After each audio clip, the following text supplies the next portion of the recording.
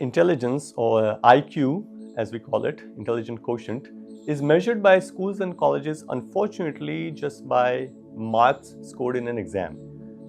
We therefore believe that education of the highest standards should be accessible to all, irrespective of their economic background. If you observe carefully, the logo of Sharada Prabha has two elements, the sun and the lotus, a blooming lotus. The sun here represents the light of knowledge, and the lotus represents the blooming child who blossoms in the light of knowledge. Human being has one unique characteristic that the AI doesn't or cannot, which is originality, adaptability. The human being can adapt, can be original, can be spontaneous. The machine cannot. And Dattatreya, the first guru or teacher, learned everything from nature.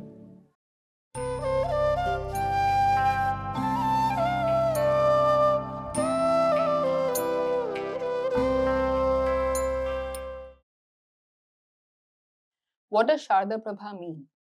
Sharada means Saraswati, the goddess of knowledge and arts. Prabha means light. So Sharada Prabha literally means the light of knowledge. But knowledge here doesn't refer to book knowledge. Knowledge here refers to understanding, insight, and creativity.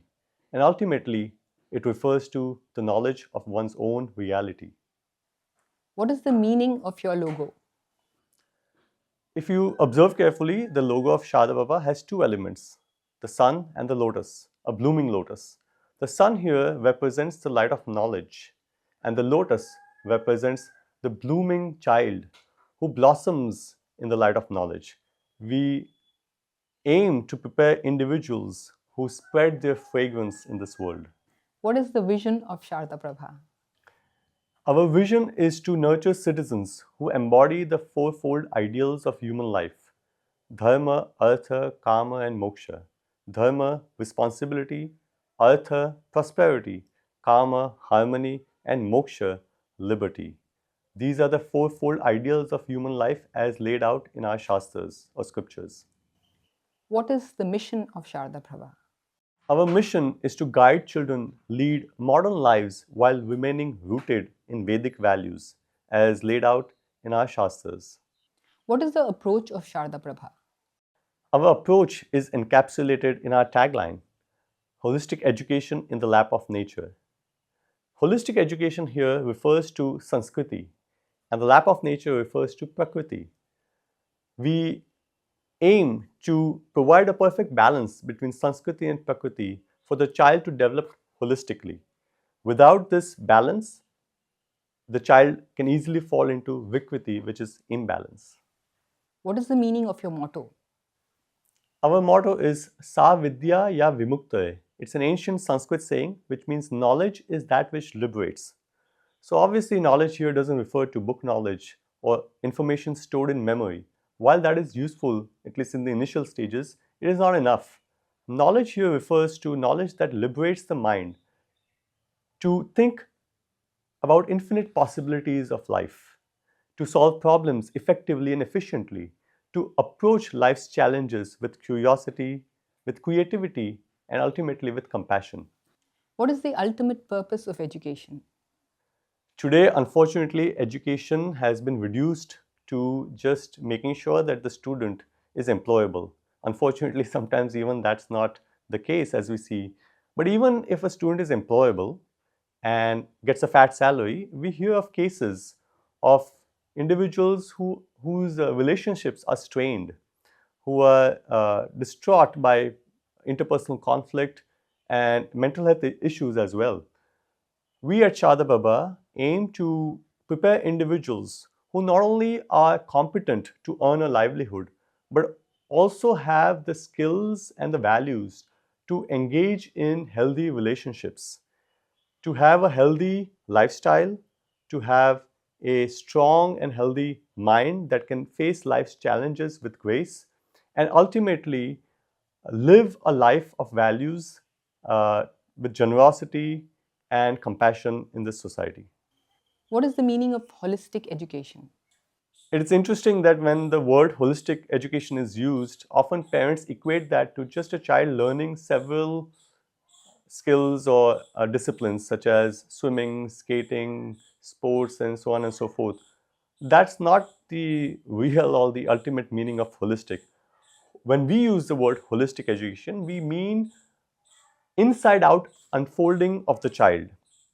That means that if we look back at the scriptures of with the Vedic tradition, we see that they talk about the individual as made up of 5 sheets, 5 cloaks, as it were: physical, vital, emotional, intellectual, and spiritual. Holistic education refers to the unfoldment of all 5 layers of one's being so that one remains centered in life. What is true learning? When we think of the word learning, most people, including parents of children, think of learning as memorization of facts and formulas. Unfortunately, that's not true learning. Especially in today's age, it's pretty evident that that is not true learning because if you look at AI, artificial intelligence, it remembers more and now it can also reason things out. So, as far as memory or reasoning is concerned, AI far exceeds the human brain, or the capacity of the human brain. Now it's time to really question what is true learning. What the AI cannot do is customize its response to a new situation, which the human being can do. So at Sharada Prabha, when we talk about learning and when we envision students who have learned something, we envision students who can not only memorize facts and formulas but can apply it in situations and apply it in new situations in new ways, creatively and effectively. This would be true learning. What is real intelligence? Intelligence, or IQ as we call it, intelligent quotient, is measured by schools and colleges, unfortunately, just by marks scored in an exam or the rank that a student gets in his or her class. While that might be a good measure to some extent, that is not the ultimate measure. There, the intelligence is being equated to memory or at the most reasoning. However, we see that in real life, we need to be able to solve problems. If that learning comes to our rescue, then we are really intelligent. What does that require? Well, problem solving in real life requires critical thinking skills and creative thinking skills. Both of those skills require the ability to ask questions, the ability to ask right questions, the ability to have a sharp mind to observe the situation and then ask piercing questions to be able to crack it. So it's not just about cracking an entrance exam, it's about cracking real problems in real life. What's the role of a teacher? To understand the role of a teacher, it is important to understand the child first. Many people think of the child as an empty pot, and therefore the role of the teacher becomes to fill that empty pot with water. I agree that the teacher has to fill the pot with water, but we have to realize that the child is not an empty pot. The child is the seed in that empty pot. And therefore, each seed has the potential to become a plant, a different plant, a unique plant. So the teacher is watering the plant, not filling the pot with water. That water is knowledge and love. The role of a teacher then is to not fill the child's mind with facts, figures, or any kind of information, but to awaken the innate curiosity of the child through knowledge and through love.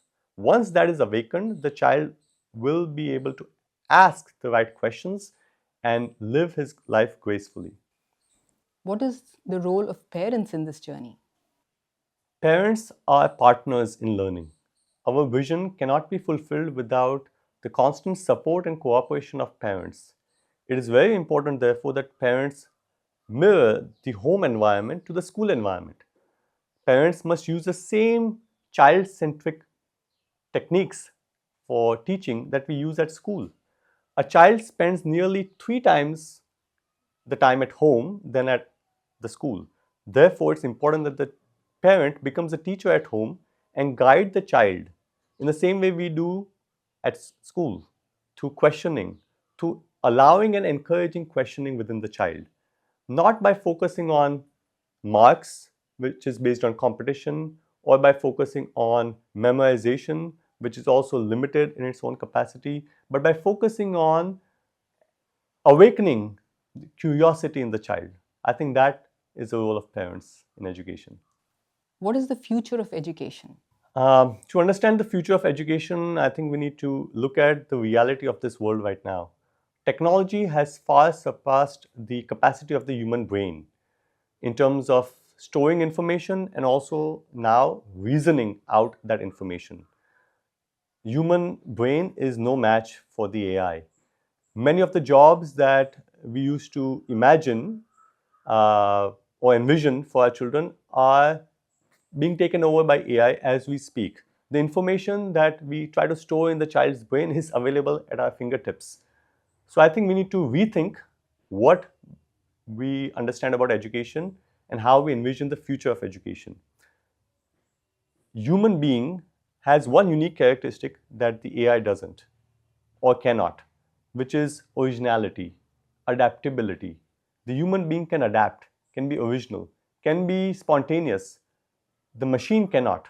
And therefore, we need to nurture children in a way where they are spontaneous, where they're able to respond to situation in a way that is customized and perfect for that situation. If we're able to do that, I think we have secured our child's future. Why is natural environment important for learning? Nature is the first and foremost teacher. Dattatreya, the first guru or teacher, learned everything from nature. Sharada, therefore, is set in a natural environment. In fact, if you look at the ancient gurukuls of Bharat, they were all set in a natural environment because nature teaches, nature talks. As we listen to nature, the sounds of nature, the sound of the leaves blowing or the stream flowing, we understand the secrets of life. We understand about ourselves. We want that children pick up on this intelligence. They develop this ability to have the intelligence to listen to their body, to listen to nature, and to listen to the sound of their own mind, ultimately, to listen to that sound of silence. Therefore, Shadababa is situated in a traditional natural environment, set in a lush organic orchard filled with trees, chiku trees, mango trees, coconut trees, banana trees, and many other trees, medicinal plants, and so on and so forth. It's a beautiful environment conducive for study and learning. How does spiritual environment support the child's growth? If we understand how the human mind works, the thoughts that are produced in the mind are a result of the input received through the senses. If we want the children to have noble, sacred, harmonious, and uplifting thoughts, we must change their surroundings. Shada Baba is situated in a traditional ashram setting where the space resonates and resounds with Vedic mantras. Sanskrit, the language of the Vedic mantras, is a healing language. Even if we don't understand the meaning of the verses being chanted, Sanskrit has a profound positive impact on the body and the mind. By being in this environment of Sanskrit chanting, rituals, and spiritual atmosphere, the children develop an emotionally balanced mind. Why do you consider the entire campus a classroom? Learning doesn't happen just in a classroom, and it would be a grave injustice to confine learning to the confines of four walls of a classroom. We encourage students to step out. In fact, ultimately, we want them to step out of their comfort zone. For us, learning is about the art of observation and the art of listening. For this, we utilize and capitalize on every corner of the campus. Natural environment and sacred spaces of this campus offer a beautiful opportunity for children to refine their senses, to sharpen their mind, and to boost their intelligence with the ability to observe and listen carefully. This is why we make them explore and engage with the world outside rather than just being confined to a class.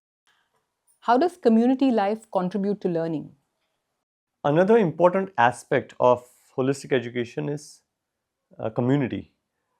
Shada Baba, being situated within an ashram, attracts and welcomes people from not just across the country but all around the world. This offers a tremendous opportunity for children to interact with people of all ages and walks of life from a very young age. This enhances their social skills, it develops in them emotional intelligence, It cultivates in them respect for diversity. They get a chance to not only interact with people of different backgrounds, but also an opportunity to learn from people of different backgrounds, to learn different skills and different ways of thinking. Ultimately, this is a golden opportunity for children to develop the ability to see everyone with an equal vision. Why do you have visitors lead sessions with children? People from across the country and all around the world visit Sharada Prabha campus, and they voluntarily, out of joy, want to share their knowledge, skills, and learnings with the children. And the children are, as always, very receptive, and they love to engage with visitors.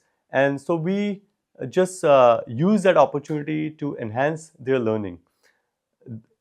Hearing from different people who come from different backgrounds widens their perspective. The children begin to see life from different perspectives, and the more perspectives they hear, the wider their vision becomes. Ultimately, we want them to have this vision where they see diversity as a beautiful gift of nature, and they ultimately see unity in diversity. Why is the use of technology limited at Sharada Prabha? Technology, no doubt, is a wonderful tool, but when overused or misused, it can be a deadly weapon.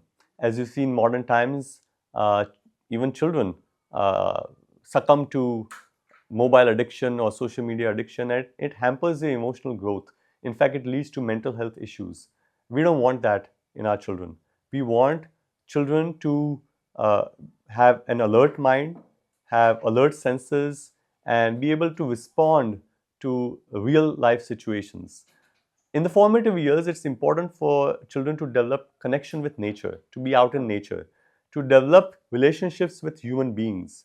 With this, their emotional intelligence is enhanced, their creativity is enhanced, their compassion is awakened. And that's why we don't allow phones in the school, and we urge parents also to not allow that at home. Instead, we engage them in activities such as reading, farming, cooking, and gardening. Hands on learning, practical learning, and experiential learning is what the children need, not mobile phones. What does a typical day at Sharada Prabha look like? So, a typical day at Sharada Baba looks like this. Every day we begin with prayers. Prayers in Sanskrit, the ancient language of the Vedas. And following that, we have a few minutes of silent or mantra meditation. After that, we begin with physical activities. So either the children engage in yoga, hatha yoga, or martial arts, or mass PT.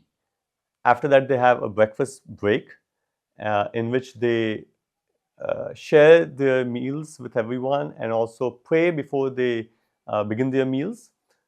Then they have academic classes, which are engaging, interactive, filled with activities. Following that, we have specific activity based learning where they have fun and engaging activities such as cooking, gardening, farming, art, music, dance, and other uh, traditional arts. And Saturdays is reserved especially for creative activities or special projects, immersive projects, or workshops or camps. And then a typical day ends with again prayers followed by lunch served in traditional Indian setting where everybody sits on the floor and eats together. After that, we have extra classes where we have storytelling, reading, practice of their Indian classical dance or martial arts. So many of the students stay back and they continue to learn and engage with the material that they have been exposed to before lunch. Why do you begin each day with prayer and meditation? It is important to understand that the tone of the day is set by the first activity you engage in. That's why we begin with prayer and meditation. Prayer that we do, especially at Sharada Baba, is based on the mantras of the Vedas. These are not individual prayers asking the divine in whatever form we envision for something for ourselves. These are universal prayers, prayers that pray for universal peace and brotherhood. for universal welfare and harmony. This purifies the mind of its selfishness. Meditation stills the mind. So, by engaging in silent mantra or chakra meditation, students begin to develop a certain centeredness or stillness within themselves. Both of these together, purification of the mind and stillness of the mind, sets them for their learning in classes. They're able to focus on whatever is being said, they're able to retain whatever is being taught, and they're able to apply that in life, uh, in real life situations. So that's why we start with prayer and meditation. Why do you have child psychologists on your team? At Sharada Prabha, where we provide holistic education, we go beyond just learning from books. We are extremely attentive to the emotional growth of the children. For this reason, we have child psychologists, counselors, psychotherapists, and even psychiatrists on our team. As and when needed, they offer their counseling and their advice to not only children but also to parents and teachers. In addition to that, child psychologists conduct regular sessions with the children to enhance their emotional intelligence. It is important to identify the emotional blocks, to regulate the emotional disturbances, and to channelize the enormous amount of energy that students carry. Children at that age have a lot of energy in them, and it's important that we understand human psychology or child psychology uh, specifically, to be able to learn how to harness that energy positively and creatively for their betterment and upliftment, and also for the betterment and upliftment of society. What is the advantage of having the school on the campus of a traditional ashram? The ashram provides a perfect ground for holistic growth of children. Children are exposed to the Vedic mantras that are constantly being chanted in several temples across the ashram. There is a Sanskrit Vidyalaya or Gurukul where students learn Vedic mantras, Vedic chanting, specifically from Shukla Yajurveda. And so the children at Sharada Prabha get to hear those mantras all day long. In addition to that, there is a Goshala where we have many Gir Gai, Gir Gomata, Gir cows, which give what is called A2 milk. And we get milk products from that Goshala. So the children get to visit that Goshala every day and also serve in that Goshala, engage with Gobar or Gomaya, and learn about the medicinal properties of Panchagavya, including Gomaya and Gomutra. They get to enjoy the delicacies prepared by the milk products that we get from the Goshala. There's also an Ayurvedic Panchakarma clinic on campus, which takes care of the medical needs of the children and also of the staff. There's a Panchakarma center, so children get to see that and also learn about Ayurveda, which is the sister science of yoga. Being an ashram setting, yoga is practiced early morning. Children get to see that and learn that as well, and we practice yoga in the school on a daily basis. Uh, Also, there is a hastakala, a handicraft uh, center and store. Children get to go there and make products from natural items procured from the ashram, because we're living in a lush natural environment. So they get to learn about self-reliance and how to make products that they can sell and earn in a dharmic way. So overall, being situated in an ashram provides a golden opportunity for children to learn so many different skills and get to know about Bharatiya culture in a very hands-on, practical, and experiential way.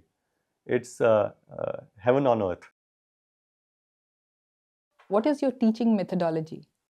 We integrate Sanskrit from Playgroup onwards, because Sanskrit is the language in which our ancient sacred texts were written in, and we use those sacred texts to develop our teaching methodologies. So we teach Sanskrit from age 2 onwards, and we want child-centric teaching, and therefore we focus on experiential learning with an emphasis on 4 teaching methods: storytelling based learning, arts based learning, inquiry based learning, and activity based learning. Our aim is to not just nurture toppers, but to nurture leaders, thinkers, and entrepreneurs. We want children to not just memorize information, but to be able to have the skill and the ability to apply that in real life world. We also expose them to Bharatiya traditions that spring from Sanskrit, meaning our Sanskriti. So meditation, yoga, Ayurveda, Indian classical dance like Bharatnatyam, Indian classical music like Hindustani classical music, also folk arts and tribal arts. Overall, the children get a beautiful blend or a synthesis of ancient wisdom and modern wisdom in a way that is practical, hands-on, experiential, and very real and tangible. Why do you teach Sanskrit from Playgroup? Sanskrit is the mother of all Indo-European languages and by some accounts of all languages. Sanskrit is the source of our Sanskriti, culture. Sanskrit is the language in which all the ancient texts were written in. And those texts don't just deal with spiritual knowledge, but also with practical worldly knowledge, knowledge of arts and medicine, knowledge of science and technology, knowledge of nature and anthropology. Sanskrit is a healing language. Modern scientific research shows that Sanskrit has the ability to enhance the cognitive functions of the brain. Sanskrit has the ability to sharpen a child's memory and focus. Sanskrit is the language in which our texts on Ayurveda and yoga were written in. So, if we want children to gain knowledge from our ancient wisdom, we must teach Sanskrit.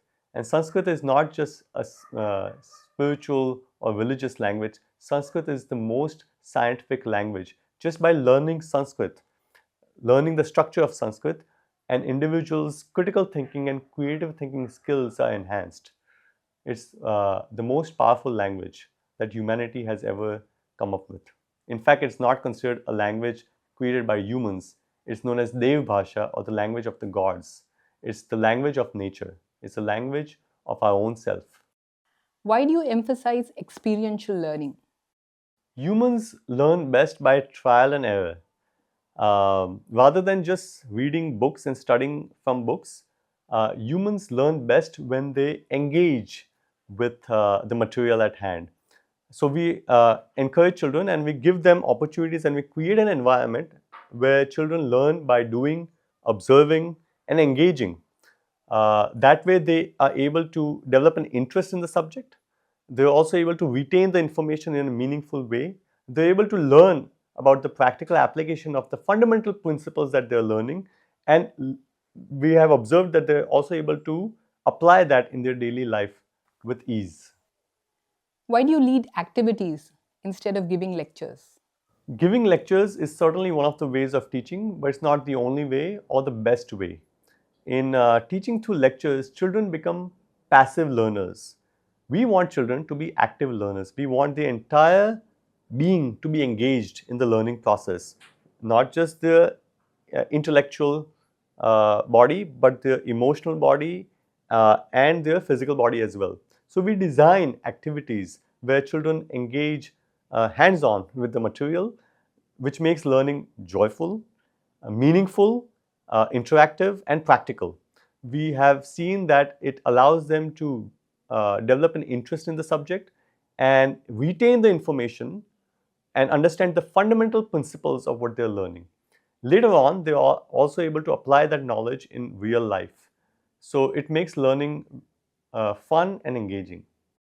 Why do you encourage questioning instead of giving answers? This is known as inquiry based learning, where it's not about the answers that the students are giving, but the questions that they're asking. So this is opposite of the mainstream education system, where students are tested on the answers that they give and the teachers ask questions. Here we invoke or encourage students to ask questions. Why? Because that's the only way to develop their critical thinking skills and creative thinking skills that will prepare them for being thinkers, leaders, and entrepreneurs in the future. They'll prepare them for the life that lies ahead of them. They'll be able to solve life's problems efficiently and with grace. This is what we want. We don't want children to grow up and seek answers elsewhere. Why do you integrate ancient knowledge systems with modern subjects? Modern or contemporary knowledge systems equips students with uh, practical knowledge and skills, whereas ancient knowledge systems provides or instills in students values and culture.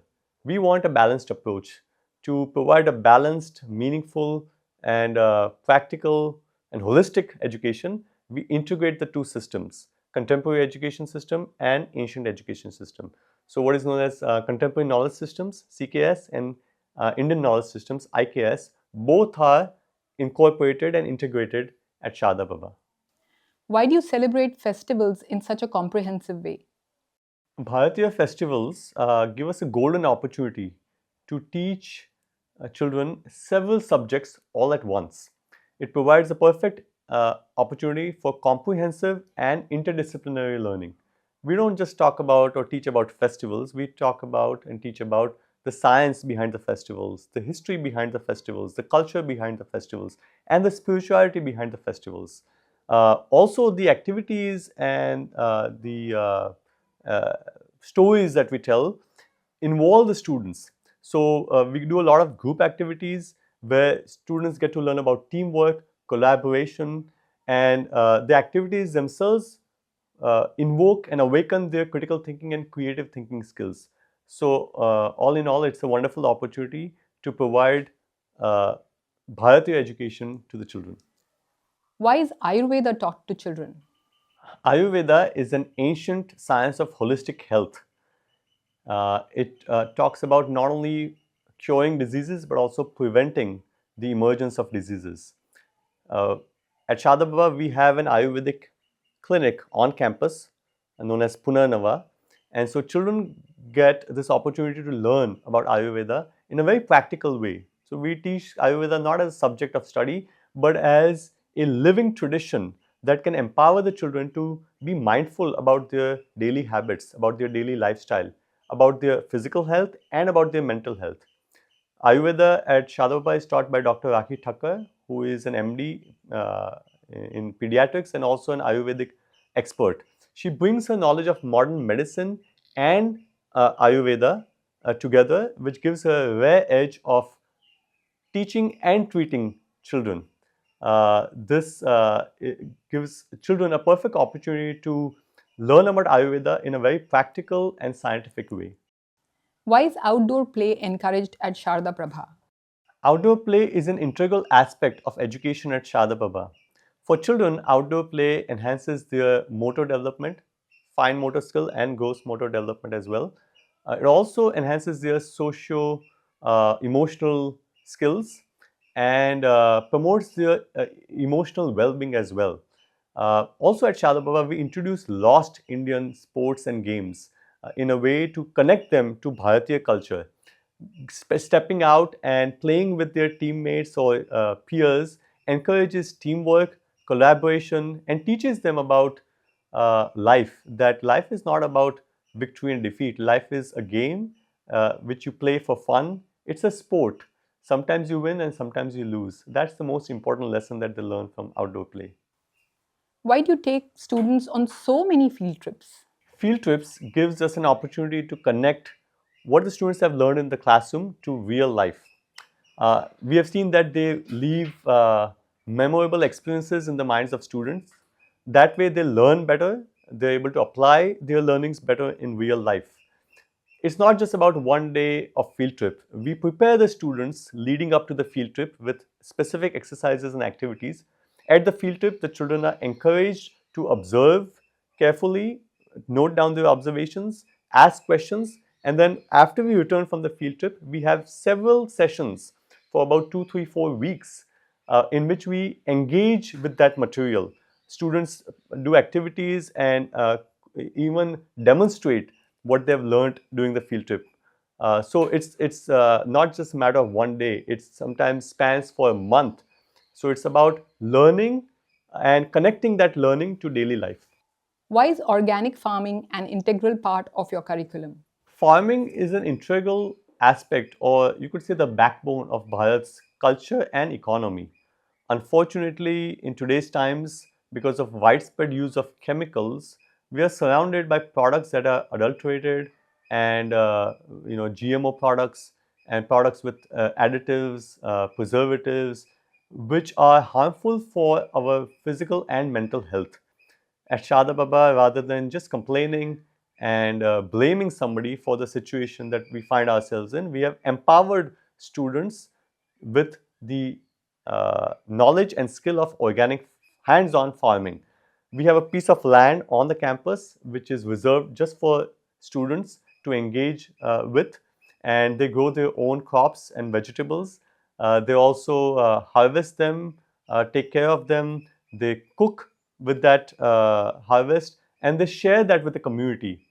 We have taught them that once you get your harvest, first you have to offer it to the gods, pray, uh, offer a prayer of gratitude, and then share it with the community. What this does is teaches children not just about farming, but about all the knowledge disciplines that they learn in the classroom: science, nutrition, environment, social science, economy, business, mathematics, you name it. Everything can be integrated into lessons in farming. Most importantly, they learn about teamwork. They learn to value the food that is on their plate. They learn to value the cooks that make that food. They learn to value and respect the farmers who work so hard for all of us to grow those vegetables. They value the earth that we inhabit. They value the country, the culture, and the people who work at the grassroots level, not in theory, but in practice, by connecting with them, by actually doing what they do on a daily basis. This is the most important lesson that they learn from hands on organic farming. Why do you teach and emphasize hands on cooking? Food is considered God in the Bharatiya tradition, Annam Brahma. Cooking is considered to be a sacred act. The kitchen is considered to be a temple, and the cook himself or herself is the embodiment of God. In fact, even the digestive fire that digests that food is God. So this is the sacred outlook towards the entire uh, process of cooking according to the Bharatiya tradition. Unfortunately, this is lost in modern times. This outlook, this viewpoint, this perspective is lost, and we are left with a commercial outlook towards food. People are used to packaged foods, frozen foods, uh, foods with additives and colors. People go out to restaurants as if it's a luxury or something to be cherished and celebrated. In the Indian tradition, food must be cooked with reverence, with an attitude of devotion or bhakti, because it's a sacred act. So we cultivate that in the children at Sharada Prabha. Uh, After they have harvested the vegetables that they have grown with their own hands, they get to learn how to cook those vegetables and make delicious dishes with Indian spices. So they get to learn about not just cooking, but also about the spices used in the Bharatiya tradition. India is known for it as a land of spices. They get to learn about rasa, taste, flavor, and ultimately this will help them realize and experience and relish the rasa of life. What do students learn through baking lessons? Baking is essentially chemistry. Experimentation is the foundation of baking. Students learn about the hard skills of baking, but in addition to that, what we've observed is that they learn five soft skills, five important soft skills: planning, preparation, precision, patience, and practice. Students work in a team to bake their goods and ultimately share that with the community. The joy that they experience through baking and sharing is incomparable. What is the purpose of teaching yoga and yoga nidra? An esoteric and ancient science, yoga has its roots in the land of Bharat. Today, it's become a worldwide phenomena, which is fantastic, but often the original purpose or intent of yoga gets lost. The purpose of yoga was not just health and fitness or to enhance your skills in leadership or management, but to discover your true self. This purpose of yoga is kept intact when we teach yoga at Sharada Prabha. When yoga is taught here, which is done by certified yoga instructors, the emphasis is on breathing and mindfulness. Yoga improves the posture of the children, it enhances their memory, it enhances their focus, the ability to solve problems, all of that happens naturally as side benefits of the practice of yoga. But most importantly, students get an opportunity and learn the technique to turn within, to eventually discover who they are. Yoga Nidra is also a wonderful tool to calm down the restlessness of the children. The nervous system, which is often hyperactive in children, calms down naturally and effectively through the practice of Yoga Nidra. It is soothing, healing, and incredibly transformative. Why do you teach classical arts and folk arts? Arts facilitates emotional expression, self expression, and also catharsis. It enhances the emotional intelligence of the students. We teach Indian classical arts to connect students to our heritage and culture. But we also teach Indian folk arts or tribal arts to connect students to tribal and indigenous cultures, to the roots of where we live. And we have noticed that some students learn through words, but many students learn through lines and symbols. Arts gives us a wonderful opportunity to teach not just about our culture, but about the subjects that they learn in school. So, science, mathematics, history, geography, economics, all of these subjects can be taught through arts. This is known as arts based learning, and it's one of the main teaching methods that we use at Sharada Prabha. Why do you include martial arts training in your curriculum?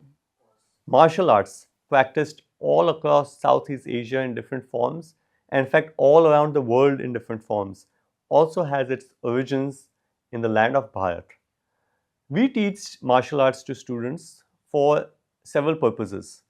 One, for self defense, but more importantly, for focus and discipline.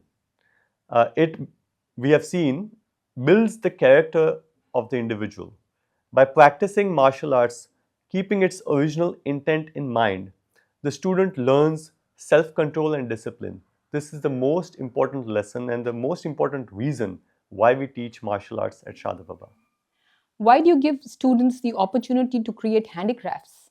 Being on a campus surrounded by trees and herbs, students also get the opportunity to make their own products. And we have a Hastakala center on campus. So they get to learn these skills of making handicraft products from natural and organic ingredients. Students have made agarbatti or incense, they've made dhoop cups, and they've made other products that can be sold to the public, to the community. This teaches them the importance of small scale handicraft industries. This also teaches them about self reliance. This also teaches them to use natural and organic products in the products that they make, and to have a foundation in dharma when you're creating any business. So it's not just about making the products, they're learning so many things that we cannot even imagine. Why do you lead children in kirtan? Kirtan is chanting God's name in a group, in call and response, out loud, in public. And this is the method popularized by Prahlad Maharaj, who was a child devotee mentioned in Srimad Bhagavatam and other scriptures. We are continuing his tradition by introducing Kirtan in school, chanting God's name in classrooms to purify the atmosphere, to fill our hearts with devotional love or bhakti for God.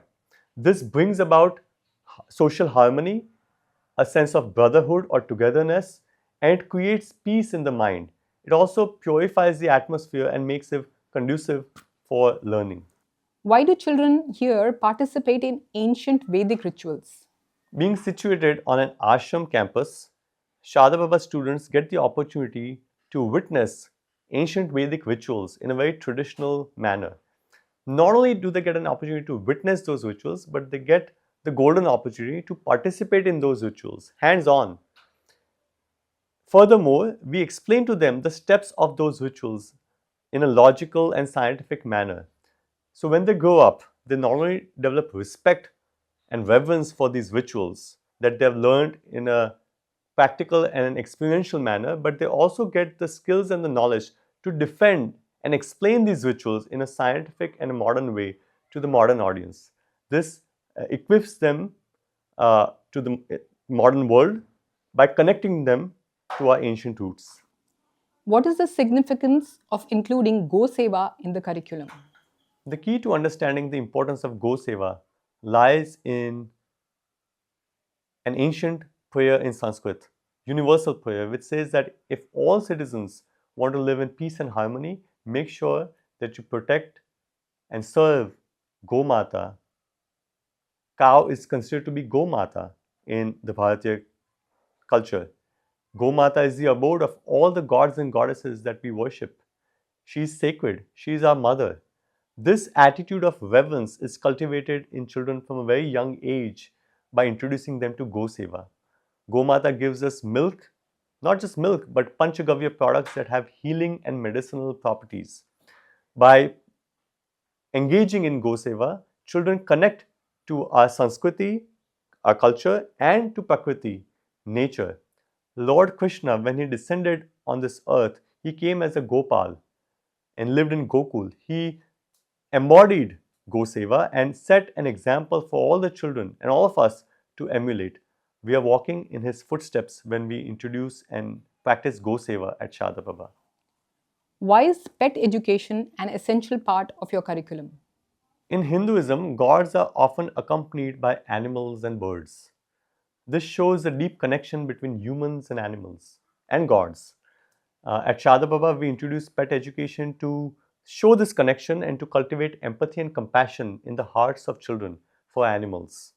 It is very important that students, as they grow up to be citizens of this country, have empathy in their hearts for all wildlife. We give practical lessons in pet education by teaching them how to approach pets, why it's important to have pets. Pets give us joy. Pets are also used in therapy nowadays. And as modern science affirms the importance of pets in our lives, we teach children from a very young age that pets are an integral part of human life. What do students gain from travelogues? Travel offers a unique opportunity for learning. It gives us a chance to step out into the unknown, explore the unknown, and learn something that we wouldn't have learned if we had remained confined to our known surroundings. We have so many examples in our ancient texts. For example, Hanuman with his leap and exploration, or Arjun with his travels in the forest and discoveries and exploration, finding new weapons, divine weapons. All these stories teach us that travel is an important aspect or important way of learning. Whenever our staff members travel, we encourage them to write travelogues, write blogs, come back and share with the children and create some activities to give them an experience of that travel. This widens their perspective. The more they hear about different cultures, different lands, different times, the more their perspective widens about life. Travelogues have been an essential part of our education, and we have seen the tremendous richness that they bring to education. Why do you encourage public speaking? We want to cultivate self-confidence and leadership qualities in students. Public speaking gives us a wonderful way to do this.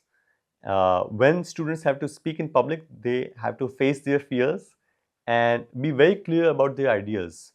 We provide opportunities for students to speak in public at public programs, but also we take them out to public spaces where they have to express and articulate their ideas or their learnings. This has been a wonderful tool in developing self-confidence and leadership. Why do you hold student led markets and teach entrepreneurship to children? Today, our country needs homegrown products and homegrown businesses. Vocal for local, as our Honorable Prime Minister has said. Swadeshi products is what we need to encourage. We don't want to keep importing products made out of India. That is not good for us or for our country. Rather than just complaining about the situation of foreign goods, we have chosen to empower our students with the skills in business from a very young age.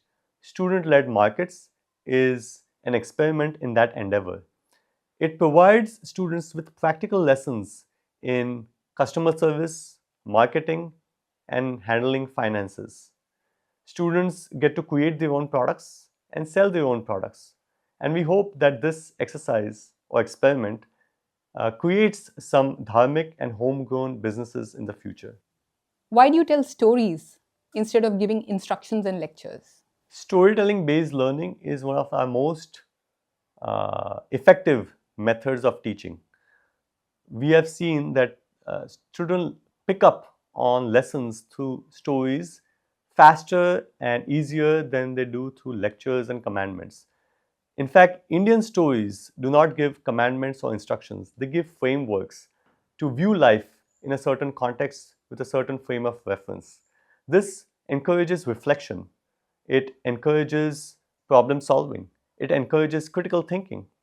This is what Indian stories do. We take or tell stories from Bharatiya tradition, from folk tradition of Bharat, from the classical or scriptural tradition of Bharat, Ramayana, Mahabharat, Panchatantra, Hitopadesh, Betal Pachisi, Sihasan Battisi, and so many other stories that were told in ancient times. In fact, storytelling based method was probably one of the most popular methods of teaching in Bharat. We're just continuing that tradition.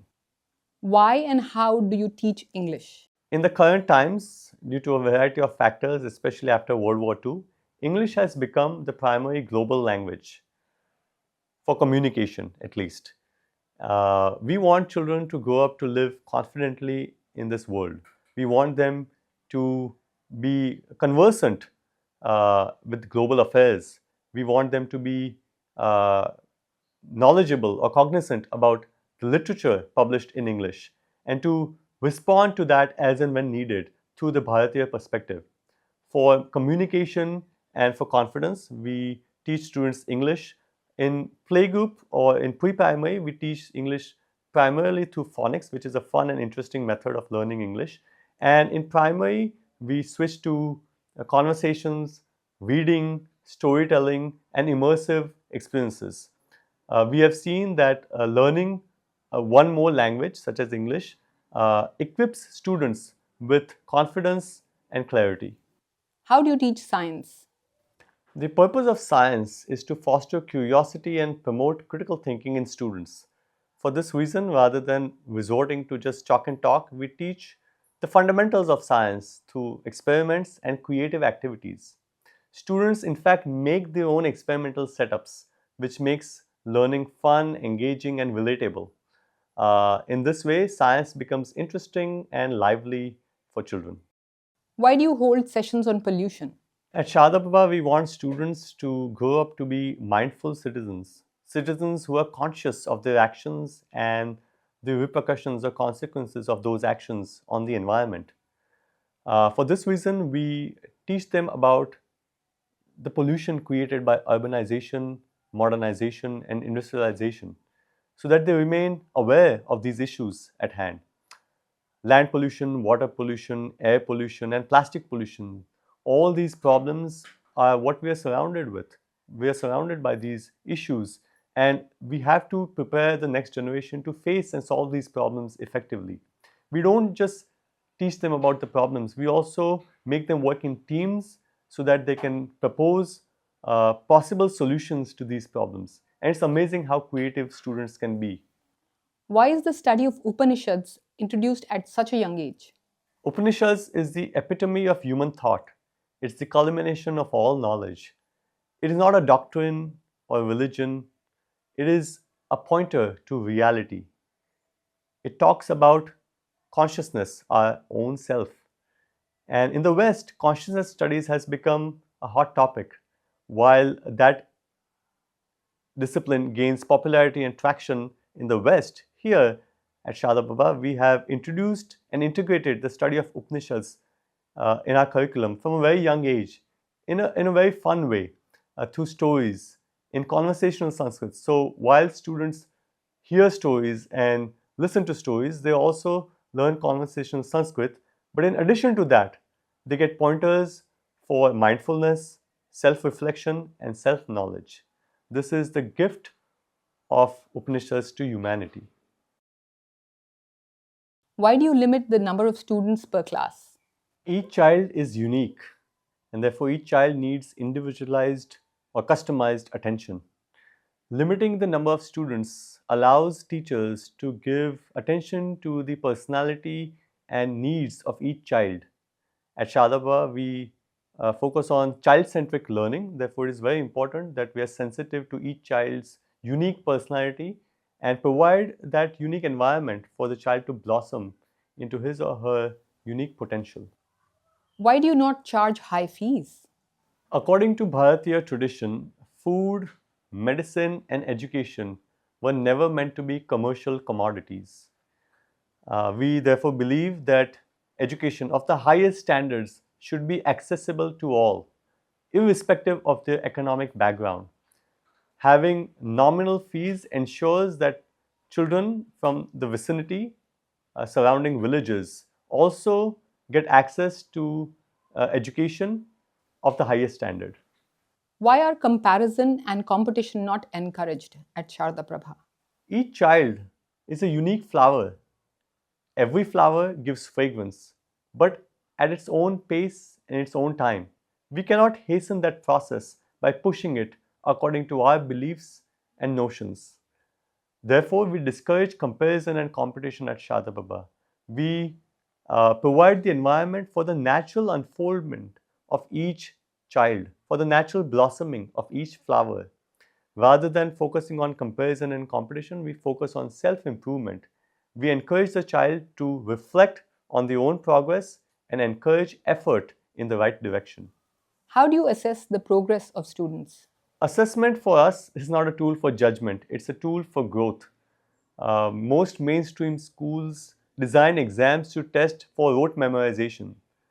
Instead of doing that, we design exams creatively in a fun way to test the understanding and the ability to apply the material practically in real life. We also don't just rely on exams, we also take into account participation in activities, discussions, and demonstrations that go on in the classroom on a daily or regular basis. All in all, we focus on improvement and effort rather than on just marks and ranks. How do you cultivate discipline? It is very important to cultivate discipline in students, but it's even more important to be mindful of the ways in which we cultivate discipline. Many people use fear, fear of authority, to cultivate discipline in children. That is not used at Sharada Prabha. Here we use techniques in positive discipline. We also use the most important weapon, affection. Students learn when they are treated with respect. Students emulate those they consider as role models. Students live up to the standards that you set. For that reason, to cultivate discipline, we give them tasks where they have to be responsible and leaders. That instills in them discipline from within. And we also use positive reinforcement to encourage good behavior and academic performance. I feel this is the way we can cultivate responsible citizens for our country. How do you train parents? The role of parents is critical in the holistic development of children. For this reason, we hold parenting workshops with experts and parenting seminars with guest speakers on a regular basis. This empowers them with the skills and techniques to create the home environment which mirrors the school environment. These programs focus on cultivating empathy, enhancing emotional intelligence, and creating value based living at home so that the home environment becomes an extension of the school environment. How are the teachers prepared and trained? Teachers at Sharada Prabha are selected not just based on their skill set but also their mindset. Teachers undergo constant training by experienced educators in pedagogy and experiential teaching methods. Teachers also have regular sessions with child psychologists so that they are able to understand children in a sensitive way and teach effectively and compassionately. What is the future of your students? With the teaching methods we employ at Shadababa, our students will be equipped with five primary soft skills: courage, concentration, creativity, curiosity, and compassion. With this skill set at hand, they'll be able to navigate through life with ease and grace. Despite the rapidly changing times and uncertainty that lies in the future, with the learning mindset that they would have cultivated at Sharada Prabha, they'll be able to face life's problems effectively and contribute meaningfully to society. If they truly imbibe what Sharada Prabha has to offer, their future is bright, very bright.